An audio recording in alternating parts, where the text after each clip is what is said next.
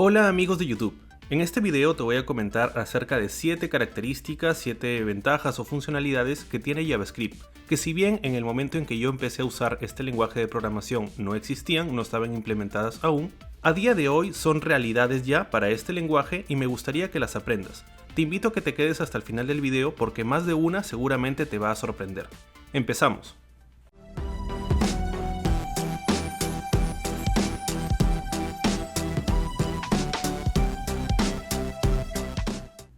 Para comenzar voy a crear una carpeta aquí en el escritorio, una nueva carpeta, simplemente que se llame JS y aquí vamos a hacer los ejemplos. Y la voy a arrastrar para abrirla con Visual Studio Code.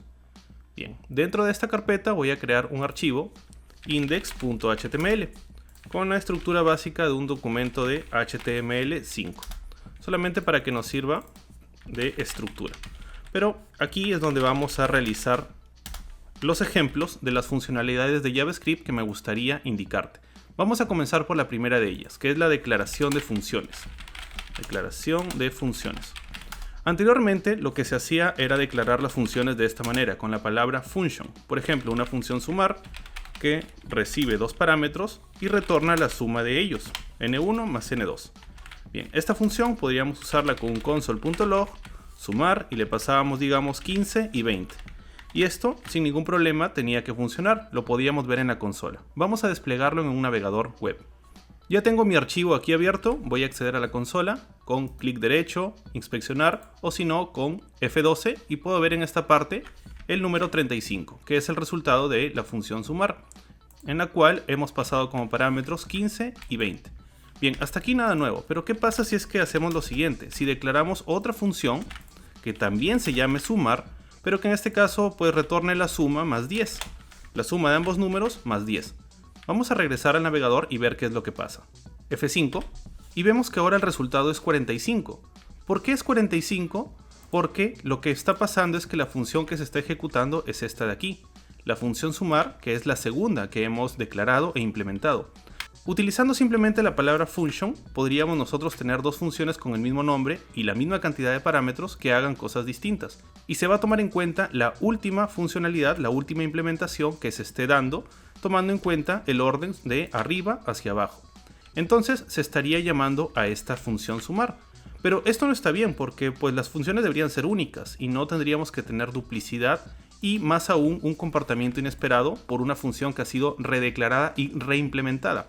Entonces para ello podemos utilizar o bien las palabras var, let o const, pero recordemos que var ya no se recomienda su uso, es una palabra reservada para declarar variables o funciones que se usaba anteriormente, pero a partir de ECMAScript 6, la versión de JavaScript del 2015, se recomienda usar let y const.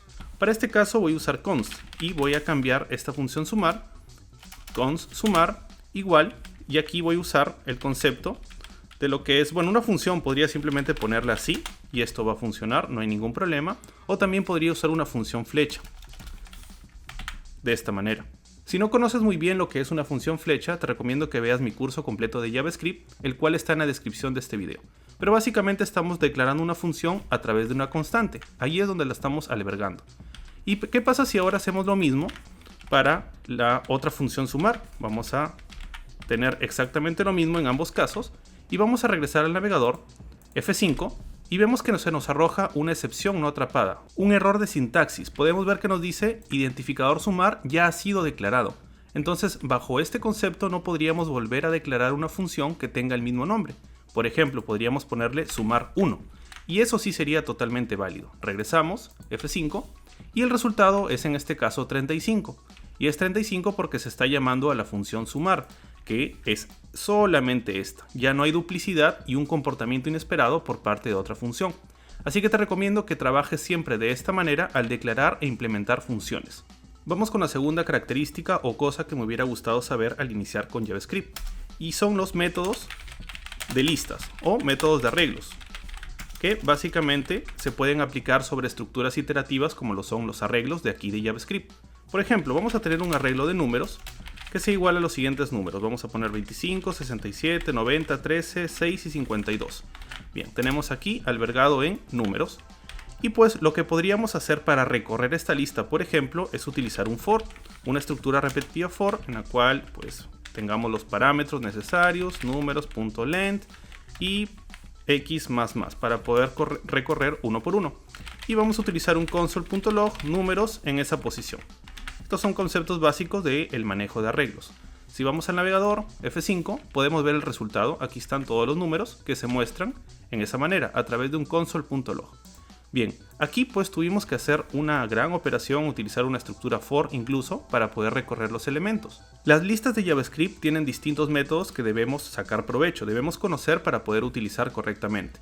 Voy a comentar esta parte, la voy a comentar solamente por un momento, y lo que voy a hacer es aquí llamar a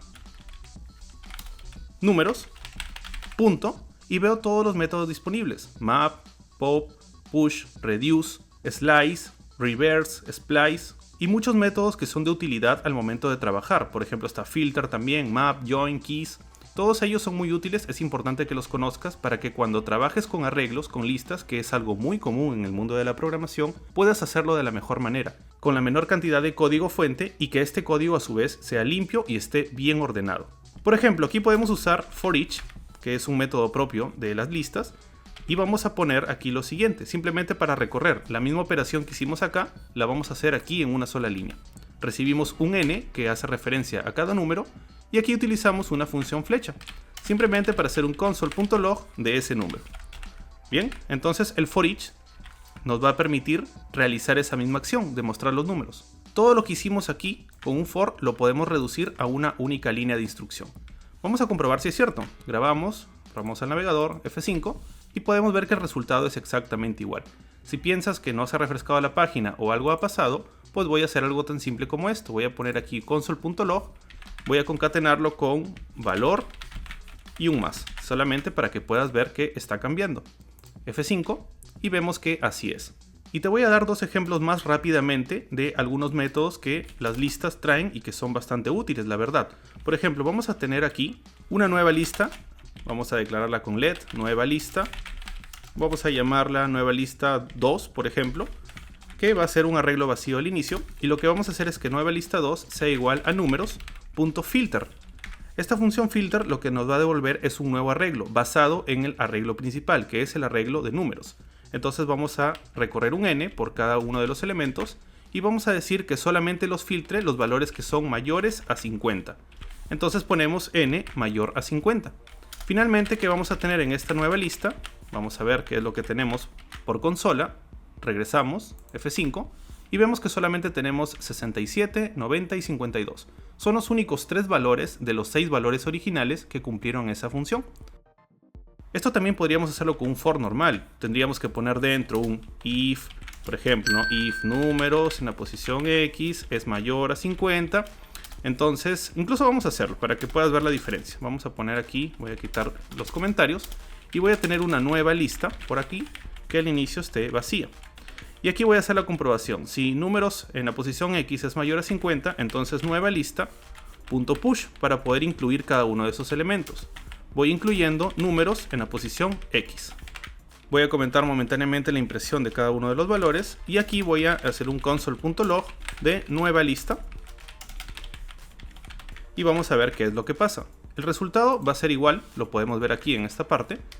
El resultado es el mismo, tanto aquí como aquí, pero ya tú podrás evaluar cuál es la forma más fácil de hacer las cosas. Obviamente con esta única línea de aquí es mucho más sencillo, utilizando filter. También podríamos hacer un ejemplo con map, lo voy a hacer por acá rápidamente.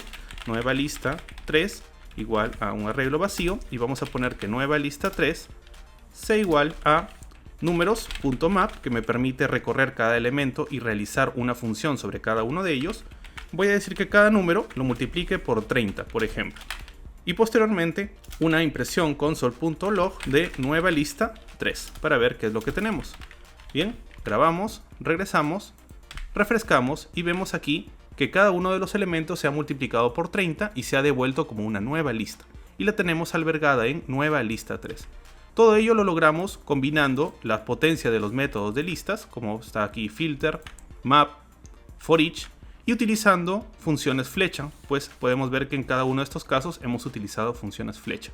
Y esa sería la segunda característica que me encanta de JavaScript y que actualmente puedo usar y uso mucho realmente. Vamos con la tercera característica, los objetos literales. Objetos literales. ¿Qué es esto?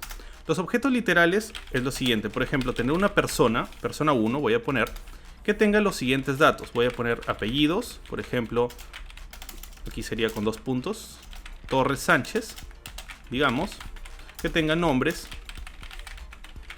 Karen, por ejemplo, y una edad de 20 años. Bien, tengo un objeto literal aquí. Esta es una constante que almacena varios valores a la vez, en una forma de llave valor. Apellidos apunta a Torres Sánchez, nombres a Karen y edad a 20.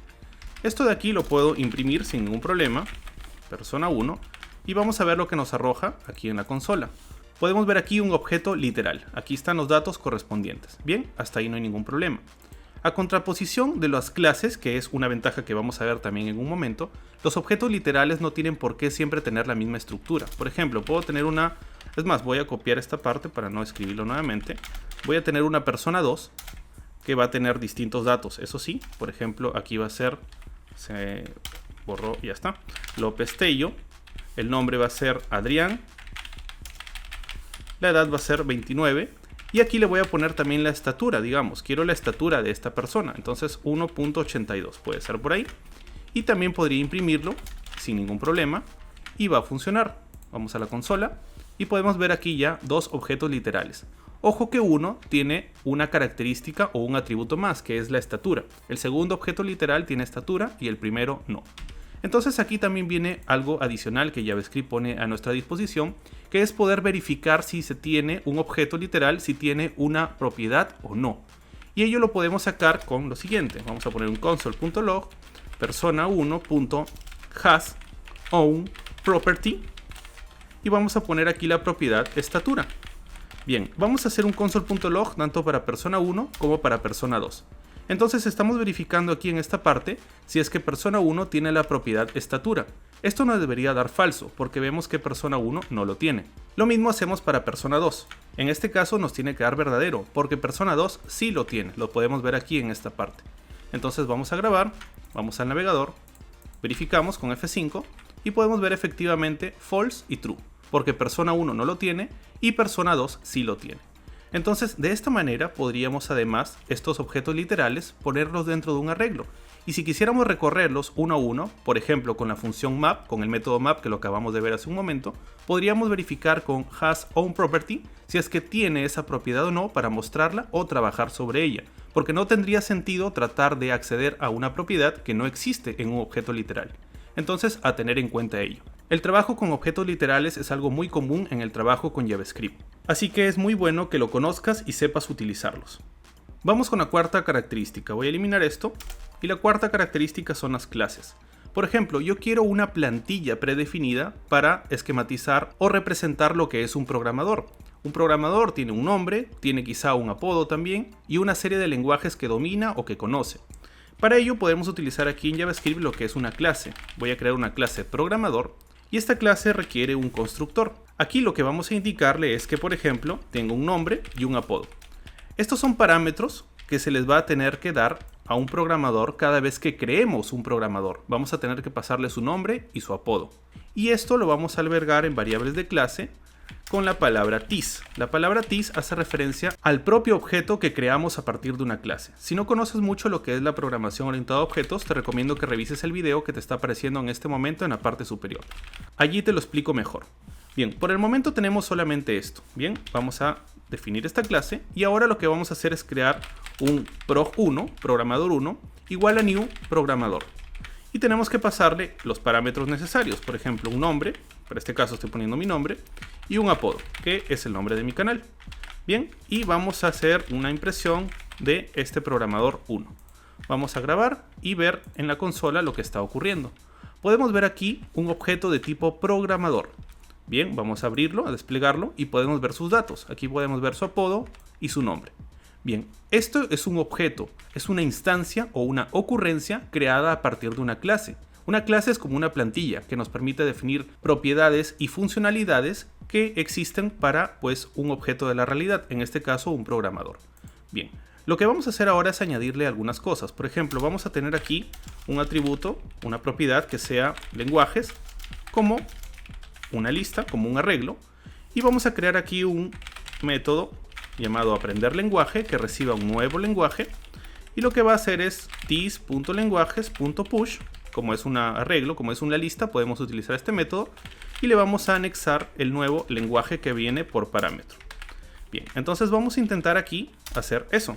prof1. Vamos a llamar a aprender lenguaje y vamos a pasarle el lenguaje JavaScript.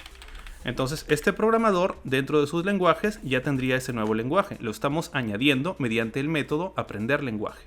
Así que voy a poner por aquí que estos son métodos de clase. Bien, vamos a ver si regresamos. Esto funciona perfectamente, no se ve nada más por pantalla porque por el momento no tenemos ninguna funcionalidad adicional, pero hasta allí va todo bien. Vamos a regresar y voy a crear una segunda funcionalidad, un segundo método, así es como se les conoce, llamada mostrar lenguajes. Y lo que va a hacer es this.lenguajes.map, que ya vimos para qué sirve. Vamos a tener aquí un lenguaje, simplemente un console.log de ese lenguaje. Le estoy poniendo la palabra len para que me haga referencia a cada lenguaje. Y lo que voy a hacer es que cada vez que aprenda un lenguaje, voy a llamar a mostrar lenguajes. Entonces grabo F5 y veo que ahora me dice JavaScript. ¿Qué pasa si agrego unos más? Por ejemplo, voy a agregar 3 más. Vamos a poner acá PHP, Kotlin y Java. Bien. Regresamos, F5, y veo que se muestra JavaScript, después JavaScript y PHP, después JavaScript, PHP y Kotlin, y por último los 4. Lo que pasa es que cada vez que estoy llamando a este método, pues lo que se está pasando internamente es que también se llama al método mostrar lenguajes. Y de esta manera funciona. Aquí debes tener en cuenta algo. Una clase no es lo mismo que un objeto literal, lo que acabamos de ver en el punto anterior. Una clase es una plantilla ya definida que tiene que respetar todo ello. Por ejemplo, a un programador necesariamente tenemos que pasarle un nombre y un apodo, y va a ser sus atributos que va a tener. En cambio, cuando vimos los objetos literales, pues podíamos variar la cantidad de propiedades que tenía cada uno de ellos, y después realizar un control posterior para poder evaluar si las tenían o no. Pero una clase es algo un poco más estricto, y nos puede ayudar para poder estandarizar algunas estructuras que deseemos manejar en nuestros programas. Bien, vamos con la quinta característica que me gustaría enseñarte. Es básicamente el evento de escucha cuando carga el documento. Cuando trabajamos con JavaScript queremos realizar acciones que se tienen que ejecutar frente a determinados eventos del usuario, pero también hay otras acciones que deseamos que se carguen de manera predeterminada cuando un documento HTML ya se ha cargado correctamente en el navegador. Entonces vamos a poner un pequeño ejemplo. Aquí voy a tener un H1 que va a tener el ID título. Y lo que voy a querer aquí en este script es que pase lo siguiente. Voy a tener una constante, const título, que va a ser igual a document.getElementById, obtener elemento por ID, y voy a poner acá título. Posteriormente voy a hacer un console.log de título, nada más eso, muy sencillo. Bien, vamos al navegador, F5, y podemos ver que aquí se me muestra el elemento HTML, el H1 con ID título.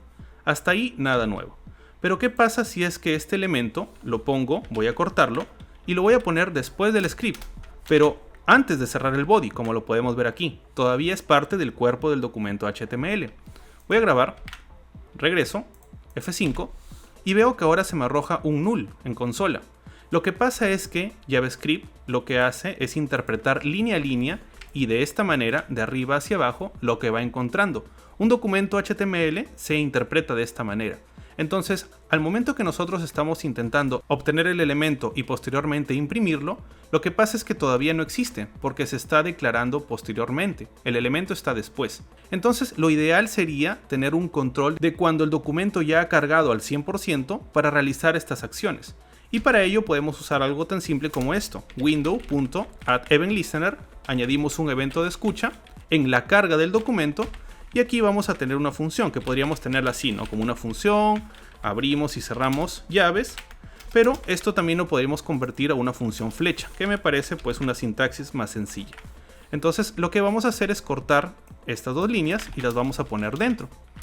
Lo que hemos cambiado es que ahora esta acción de obtener el elemento y posteriormente imprimirlo solamente se va a realizar cuando todo el documento haya cargado correctamente. Por eso tenemos aquí añadido y controlado el evento de escucha, el evento de carga. Es decir, un escuchador del evento de carga. Así es como se interpreta. Solamente cuando el documento haya cargado se va a intentar realizar esas acciones. Bien, vamos a grabar, regresamos, F5 y vemos que el resultado volvió a ser el mismo, a pesar de que el H1 está después del script de JavaScript. Entonces esto es algo que me parece interesante poder comentarte, porque cuando iniciaba en JavaScript me era muy difícil entender esto y por qué algunas veces cargaba y otras veces no. Lo que pasa es que no estaba controlando que el documento haya cargado correctamente para poder hacer referencia a algunos elementos. Y creo que esta es una buena forma de hacerlo. Con el escuchador de evento de carga de la ventana. Como vemos, el objeto window. Bien, vamos por la sexta característica que me gustaría enseñarte. Voy a borrar ya esta parte. Y lo que vamos a hacer es ver el operador split. Operador split. Como también se conoce el operador de propagación. Propagación. Propagación. Bien. ¿Para qué sirve esto? Vamos a ver un ejemplo. Tenemos aquí números 1, que va a ser un arreglo que tenga los siguientes números: 59, 56, 19 y 31. Bien. Si nosotros quisiéramos hacer una copia, por ejemplo, números 2 igual a números 1. Esta es la forma en la cual nosotros entenderíamos que estamos realizando una copia en números 2, estamos clonando este arreglo números 1 y podríamos trabajarlo de manera independiente. Por ejemplo, vamos a hacer aquí un console.log de números 1 y en la siguiente línea de números 2. Aquí bien escrito, bien, vamos al navegador, F5. Y vemos aquí los dos elementos. Bien, sin ningún problema hasta allí. Tenemos dos arreglos. ¿Qué pasa si es que ahora a números 2 utilizo push y le voy a anexar el número 101? Podrías pensar que solamente se va a afectar al nuevo arreglo números 2. Para ello, después de realizar esta acción, vamos a volver a imprimir los dos arreglos. Bien, vamos al navegador, F5. Y vemos que ahora tenemos los dos arreglos, pero ambos tienen el número 101 anexado. Lo que pasa es que al intentar, entre comillas, realizar una copia, lo que se está haciendo es referencia al elemento anterior. No estamos realizando una copia, estamos simplemente indicando que números 2 hace referencia a este mismo arreglo. Y si realizamos un cambio en números 2, también lo estamos haciendo en números 1. Y eso no es lo que queremos. Para ello existe el operador split. Y lo vamos a hacer de esta manera. Ponemos aquí los corchetes. Punto, punto, punto, 3 puntos y el nombre de números 1, que era el arreglo anterior. Vamos a regresar, F5, y vemos que ahora funciona tal cual lo esperábamos. Solamente números 2 tiene un nuevo elemento. Es que con este operador lo que estamos haciendo es realmente crear una copia, que es totalmente independiente del arreglo original. De esta manera es como funciona. Adicionalmente podemos hacer algo como añadir elementos antes, por ejemplo 81 y en esta parte 42. Perdón, aquí después 42. Entonces lo que va a pasar es que vamos a tener números 2 como un arreglo que empieza con 81, posteriormente 56, 19, 31 y finalmente 42. Y con esta acción le estamos añadiendo 101, así que finalmente tendríamos un arreglo de 6 elementos. Vamos a verificarlo. F5 y vemos que efectivamente así es. Para esto sirve, en pocas palabras, el operador split. También podemos utilizarlo para convertir un arreglo a un objeto. ¿Cómo? De esta manera. Vamos a tener aquí una constante, objeto, números, igual. Abrimos aquí llaves y vamos a poner punto, punto, punto, números 1. O números 2, igual, cualquiera de los dos funcionaría. Entonces lo que vamos a tener aquí en objeto números es ahora un objeto que tenga todos los elementos pues que tenía números 1, que era solamente 3, 56, 19 y 31. Bien, vamos a realizar la impresión por aquí en esta parte, console.log, objeto números. Bien, vamos al navegador, F5, y ahora aquí tenemos un objeto que si lo desplegamos podemos ver aquí que la llave 0 apunta al valor de 56, la llave 1 a 19 y la llave 2 a 31. Esto es un objeto ya. Se ha convertido de esta manera utilizando también el operador split en este caso. Nos sirve también para ello. Y un último ejemplo, podemos también pasarlo a funciones. Por ejemplo, vamos a crear aquí una función sumar que reciba n1, n2, n3 y mediante pues una función flecha simplemente retornar la suma de esos tres números.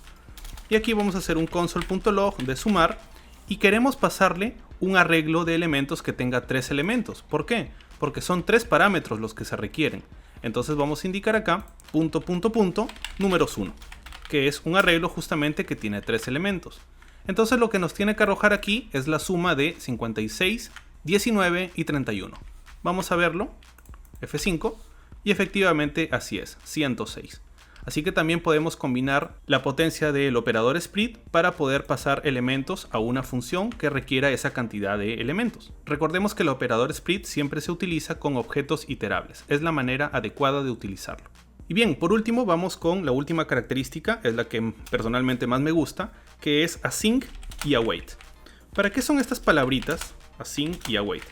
Estas palabras clave reservadas de JavaScript sirven para poder realizar operaciones asíncronas. Anteriormente se usaban mucho lo que eran los callbacks y posteriormente las promesas, para poder controlar el flujo de ejecución de un programa, sobre todo al momento de realizar peticiones a servidores, peticiones para datos, para enviar datos o para recibir datos también. Recordemos que esas operaciones son asíncronas, significa que no están sincronizadas dentro del flujo normal de ejecución de nuestro programa. Voy a ponerte un pequeño ejemplo. Voy a tener aquí una función llamada realizar petición, que sea igual a function. Voy a utilizar para este caso function, posteriormente podría cambiarlo a una función flecha sin problema. Y lo que voy a hacer aquí es un console.log de tareas previas, por ejemplo, que se está realizando tareas previas a algo. Voy a poner aquí tareas previas y posteriormente tareas posteriores. Aquí podría tener obviamente otro tipo de tareas o incluso llamada a otras funciones. Lo que vamos a hacer es una petición a través del API Fetch, que también es una ventaja que tiene actualmente JavaScript para poder realizar peticiones a servidores. Y esto es algo muy relacionado al uso de APIs. Pero bueno, ese es otro tema. Vamos a tener aquí una constante llamada resultado que va a ser igual a fetch. Y fetch requiere un input que es básicamente la URL hacia donde se va a realizar la petición. Y para ello voy a utilizar una página que seguramente ya conoces llamada JSON Placeholder, en la cual podemos ver aquí algunas pruebas para el uso de APIs. Aquí podemos ver algunas, por ejemplo, voy a usar esta de users. Puedo ver que aquí tengo una respuesta en formato JSON y lo que voy a hacer es copiar esta URL y la voy a poner aquí en mi código, dentro de fetch como un string. Bien, entonces lo que está pasando es que aquí estoy realizando una petición, pero esta petición es asíncrona, digamos que no está relacionada en orden de ejecución con tareas previas, posteriormente se realizaría esto y finalmente tareas posteriores. Esto no va a pasar y vamos a probarlo haciendo un console.log de la respuesta, simplemente de res. Bien, y vamos a llamar aquí a realizar petición porque si no, no va a pasar nada. Vamos al navegador, F5, y vemos que aquí lo que tenemos es tareas previas y tenemos una promesa que está en estado pendiente. Una promesa es algo que todavía no se ejecuta o que quizá nunca termine de ejecutarse. Por lo tanto, debemos controlar este tipo de acciones. Para arreglar esto, vamos a poner antes de function, vamos a poner async y aquí antes de fetch vamos a poner await. Lo que va a hacer aquí es que vamos a esperar, vamos a esperar que esta petición termine y tengamos una respuesta. Entonces vamos a grabar, regresamos, F5. Y vemos que ahora tenemos la respuesta aquí en esta parte. Tenemos una respuesta, pues HTTP, que tendríamos que procesar los datos para poder tener información más relevante. Pero ya vemos que la promesa ha sido devuelta, ya no vemos una promesa pendiente. La respuesta ya la tenemos aquí. Tenemos tareas previas, la respuesta en esta parte y posteriormente tareas posteriores. Vamos a hacer algo adicional. Voy a poner aquí un const.data igual a res.json y esto también lo voy a pasar. Bueno, le voy a pasar a wait para que me espere por ese proceso y voy a imprimir finalmente la data para ver qué es lo que tengo. Regresamos, F5, y veo aquí los 10 usuarios que pues han sido procesados, han sido devueltos en formato JSON desde esta URL que he utilizado para hacer la petición. Recordemos que async y await fue algo introducido en ECMAScript del 2017 y actualmente lo tenemos totalmente disponible y funcional para utilizarlo en nuestros proyectos. Y bien, amigo o amiga programadora, espero que te hayan gustado estas ciertas características o cosas que me hubiera gustado saber cuando inicié en JavaScript, cuando inicié a programar con este lenguaje. Pues en ese momento quizá no existían, pero ahora sí y las puedes usar cuando tú quieras. Si te ha gustado este video, te invito a que me regales con un like, te suscribas al canal y puedes revisar todos los tutoriales gratuitos que he creado para ti. Si tuvieras alguna duda, comentario o sugerencia, puedes dejarlo en la sección de comentarios de abajo. Espero verte en los siguientes videos que vaya subiendo. Gracias. Si te ha gustado este video, dale like, suscríbete a mi canal y activa esa campanita para saber cuando suba un nuevo video. Te dejo mis redes sociales para que puedas seguirme y ponerte en contacto conmigo si es que lo deseas. Recuerda que en mi canal tienes más de 600 videos de programación, tecnología, consejos de YouTube y mucho más. Todo este contenido fue creado 100% para ti.